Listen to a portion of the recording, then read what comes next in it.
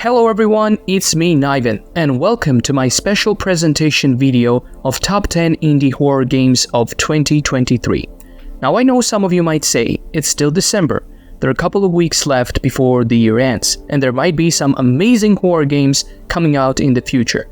I will be reviewing them and leaving a note about their quality in the future. For now, I just want to showcase top 10 games which I played, reviewed, purchased, and rated. Those are the best games available on itch.io, horror genre, of course, and I think the developers and the team did an amazing job with those games. Disclaimer before starting this video, I want to say that this list is very subjective. It is based on my own personal preferences, which I'll be explaining going through each game.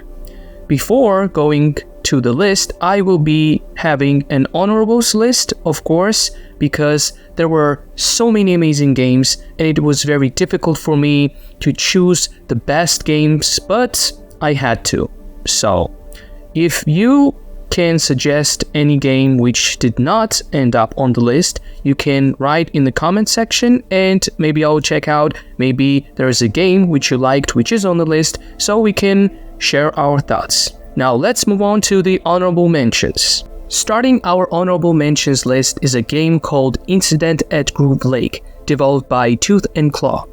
I have been following this developer, their games are amazing, and this is probably their best work. In this game, a worker from Area 51 leaks top secret files and a tape to a private investigator. The game has a PSX style to it, which you can see. This game is just amazing. The atmosphere, the sound design, the narration, and that ending just wowed me. This game definitely takes the honorable mentions list because it's very different, and I've seen many games this year which were based on alien abductions with the same recording aesthetic, and this definitely shines and is very different from all of them. Second game on our list is called Eerie Enigma. This is such a nostalgia bait. The game was developed by Med, a developer which I haven't played their previous games, but once I played this game I said that this was truly bizarre. It has a unique FPS mechanic, it has puzzles, it has really gorgeous and bizarre looking visuals, and it's definitely a treat for those people who played earlier games in 2000s and even before, because it has that PSX aesthetic to it. It's just very bizarre and very amazing, very different from all the games which came out. Next game on our list is called Truth Loop 2. This was developed by the notorious and one of the hottest developer teams, 616 Games. Some of you know those developers, some of you don't, but they posted a lot of games this year, and I'm sure they will post more. Now, of course, the developers are mostly focused on the slasher genre and the games which are based on the retro aesthetics, but this game is very different, very different, and it tackles the themes of war, desperation, and a bit of PTSD. Basically, this is a short game with bizarre moments and scary story and very sensitive and disturbing visuals. You can see that in this game you are a soldier playing during this difficult war, and it's just amazing. You have to check it out. This is definitely one of the best works of 616 Games. And our final honorable mentions game is called Decay, developed by MC Steak. I know this developer because they have created amazing assets, and I used some of their assets in my games. In this game, you are playing a character which is living an everyday life, and he deals with his depression and memories of the past. It is very thought-provoking, as I mentioned, game, and it definitely ties into the psychological fear of feeling alone, feeling depressed, and feeling you're left outside the world. Good job to the developer, and definitely check out this game. It's in my honorables mentions for a reason, because it was really amazing. And now we move on to top 10 best indie horror games of 2023. Here we go, I'm very excited. Top 10, a game called Missing Hiker, developed by Gimezel. I hope I'm pronouncing your name correctly. I apologize if I butchered it. In this game, you go to find your brother, Ethan, who went missing while hiking, and you try to find him. The weather is very cold, so you need to find him quickly, otherwise he could succumb to the elements, to the death.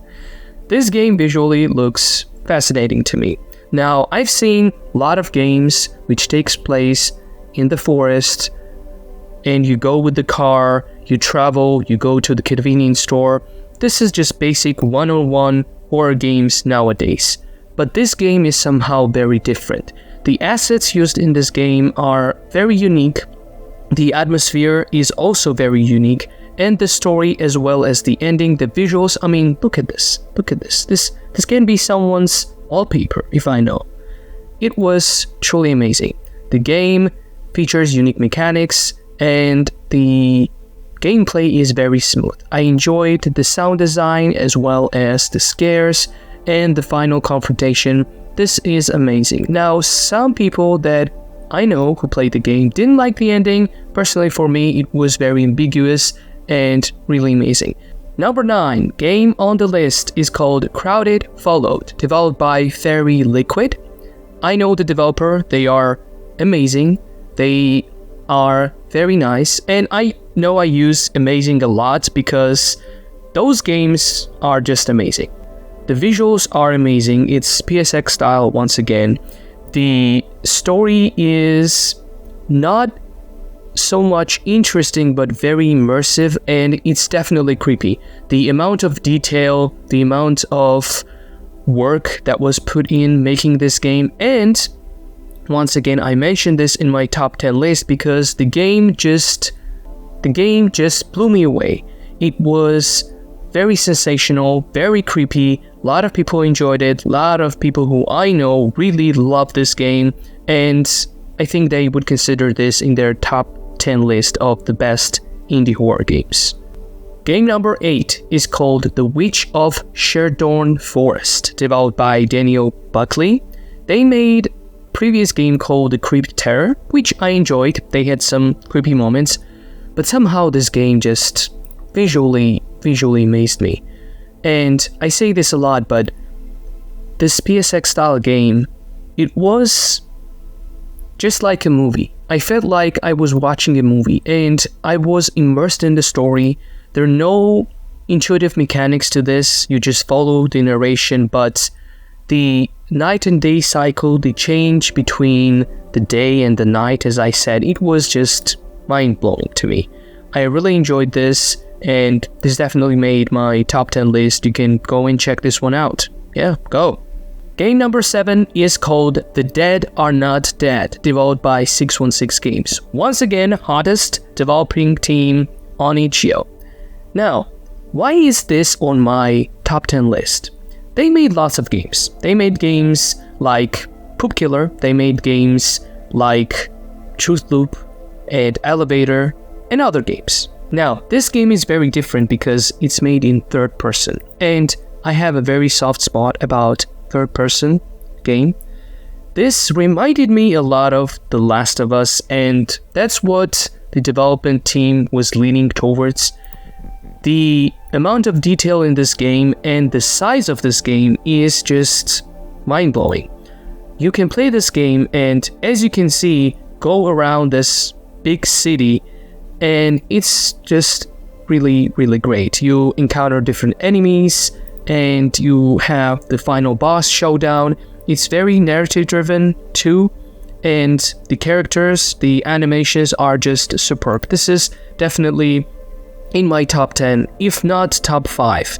Game number 6 is called Don't Let Him In. Yet another PSX style game developed by Johnny Medate. I haven't played their other games, but man, this game, it's so bizarre, it's so unique. Basically, there's these three guys who hitchhike a guy who gets killed in the car, and they have to find a way out. And you play as the main character, and you go through this weird occult shit, and it's just so bizarre, so amazing. I felt very immersed in the game.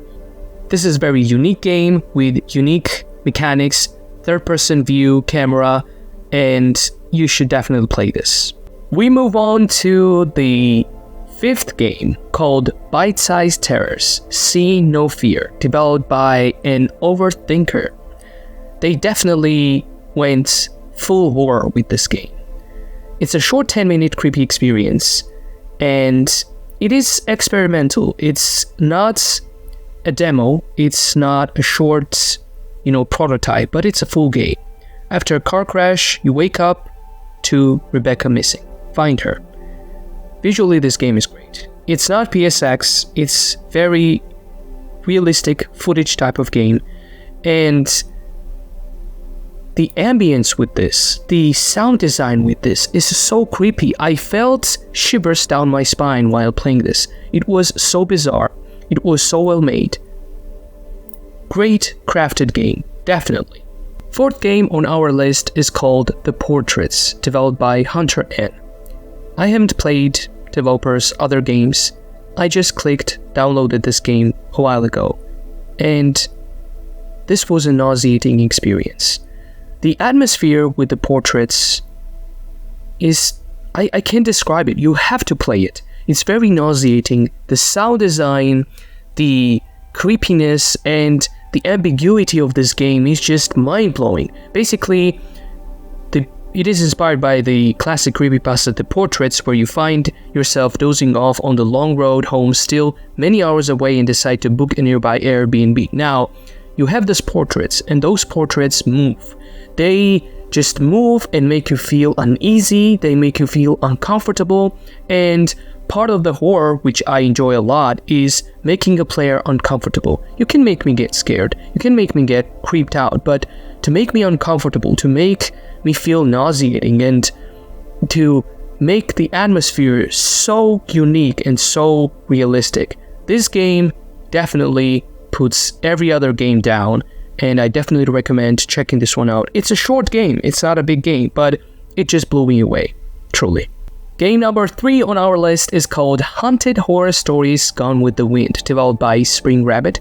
They made other games as well, and other haunted horror stories, which is a collection of multiple stories.